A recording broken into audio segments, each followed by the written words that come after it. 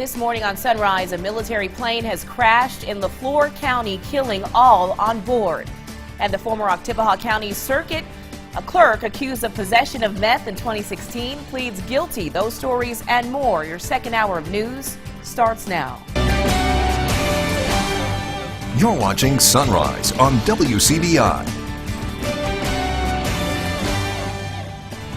Investigators are still combing through the wreckage of a deadly marine plane crash in Mississippi. Hannah Daniels has the latest. A military plane crashed in rural Mississippi Monday afternoon, killing at least 16 people on board, according to the LaFleur County Emergency Management Chief. Witnesses say the Marine Corps refueling tanker was seen spiraling towards the ground into a soybean field about 85 miles north of Jackson. Crackling noise. Is it something? Then it was all over it, but it was loud. It's just scary. It's just scary because after I seen all the black smoke, it's just something. It's horrifying. All a Marine Corps spokesperson would say so far is that the KC-130, quote, experienced a mishap.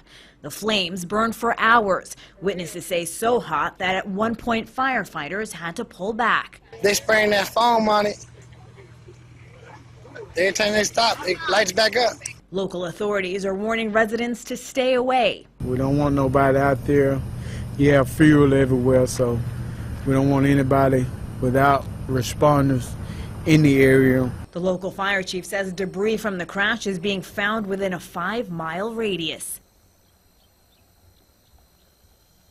Investigators at the scene say they plan to hold a press conference later this morning with an update on what they found and what they know. 5 people are being treated for non-life-threatening injuries following a 2-car wreck on Highway 82 West yesterday afternoon. It all happened around 3 Monday between the 45 and 45 alternate exits about 7 miles from Columbus. State troopers say a Lauderdale County man was westbound when he suddenly decided to cut through the emergency turnaround and turned in front of the Chrysler driven by a Starkville woman. She was not able to stop and hit the Cadillac. That driver and 4 passengers were all carried to the hospital. The driver of the Cadillac faces a series of traffic charges, including no license, no insurance, and speeding. Oktibbeha County Circuit Clerk Glenn Hamilton avoids jail time in connection with his 2016 arrest on drug charges. Monday, the 61-year-old pled guilty to a possession of meth charge in Clay County Circuit Court. Hamilton was arrested after he and 2 other men were found on a Clay County farm with drugs and Native American artifacts. Following the plea hearing, Hamilton was sentenced to 1-year probation, along with a $1,000 fine and an order to pay court costs. The court has the option of rejecting the plea and striking it from his record if he meets all the terms of his probation. State law requires Hamilton to immediately step down from his post in the wake of the guilty plea. Time now to get the latest on our morning forecast. Here's meteorologist Amanda Reynolds. Amanda? Well, right now that sun is just beginning to peek over the horizon. Right now, temperatures here in Columbus sitting around 71 degrees. Calm wind, so not getting too much motion of the air this morning. We're sitting with that humidity right around 100%, so many of us sitting around that 70-degree mark. West Point, this is a bad observation coming in at 90 this morning, so going to warm up to around that 90-degree mark as we go forward to this afternoon. By around 9 a.m. we'll see temperatures in the low 80s and then climbing up to that 90-degree mark by noon and eventually into the mid-90s for this afternoon. Again, many areas going to see 93, 94 by the time we get to 4 o'clock this afternoon. But heat index is going to be relatively high as well, so it's going to feel closer to that 98, 99, 100-degree mark. But then going forward for the day today, could see a few of those scattered showers and storms by the time we get to this afternoon. I'll have your full forecast coming up.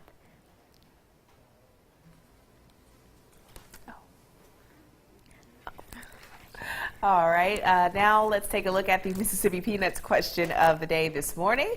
What would you do if you won the lottery? A question we are asking this morning because I believe we ran a story during the 5 o'clock hour regarding a teen who won the lottery not once but twice in 1 week.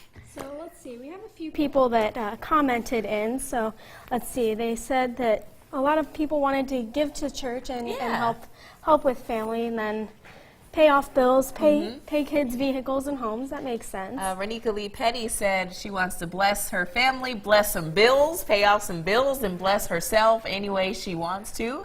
Charlotte Reeland says, build a compound for my family.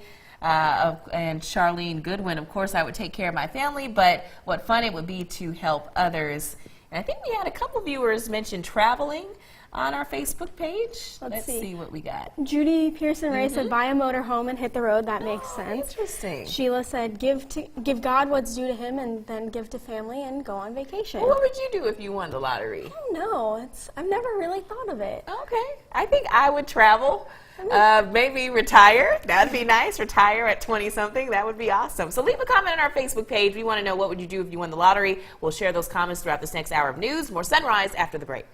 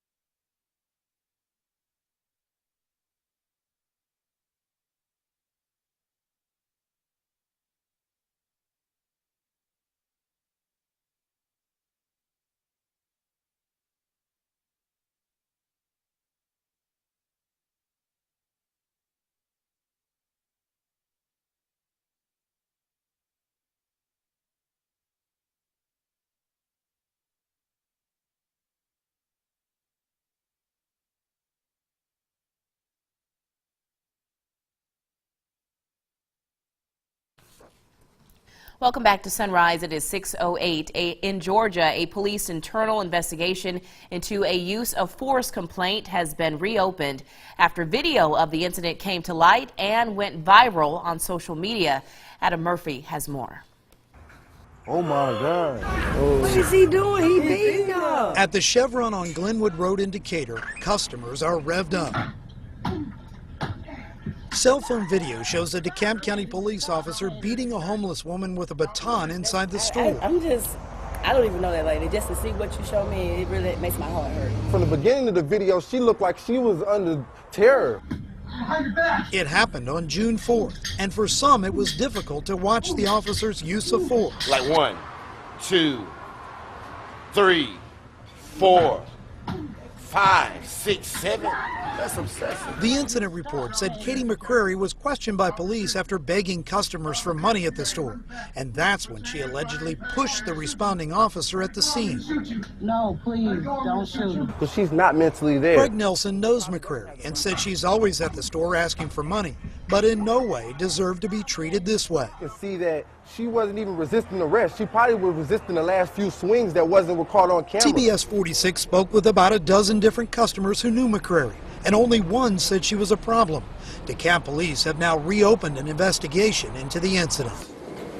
You just steady hitting her, that's obsessive. That's obsessive. McCreary is currently in jail for an unrelated prostitution charge. Still, most customers around here feel the officer is the one that was out of I line. think something should be done about that officer. He should be dealt with. That's not fair. You know. The name of the officer has not yet been made public. Meanwhile, vandals in Tennessee targeted a mosque by putting bacon on door handles and spray painting profanity. Police in Murfreesboro are calling the vandalism a hate crime.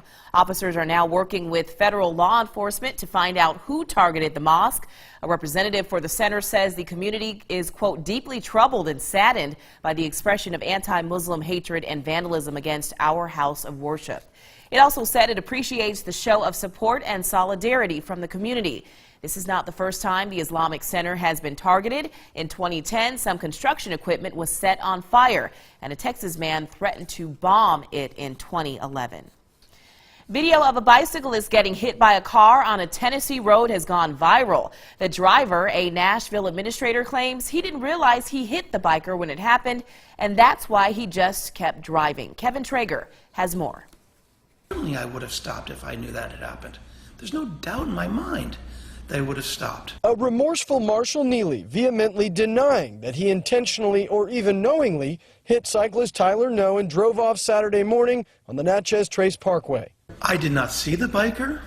I did not hear the hit. I didn't know it happened. Police used this helmet cam footage of the collision to identify Neely as a suspect through his license plate. He was arrested Saturday night and faces several misdemeanor charges as well as felony reckless endangerment.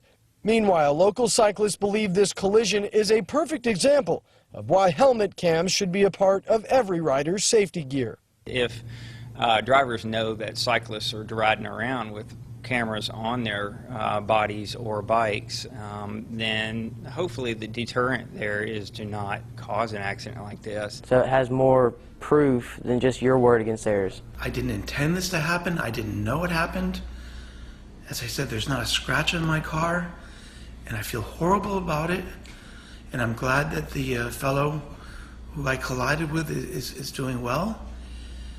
And that's really all I have to say. Neely had been serving as the Dean of Students at the University School of Nashville before he stepped down to take a part-time position at the school earlier this summer. The school says he was suspended after his arrest. Neely has hired a lawyer and plans to fight the charges he faces. Later on Sunrise, Amanda Reynolds has a full look at our Tuesday forecast. And next, 2 people are in jail and one mother is grieving following the murder of her son in her own front yard. That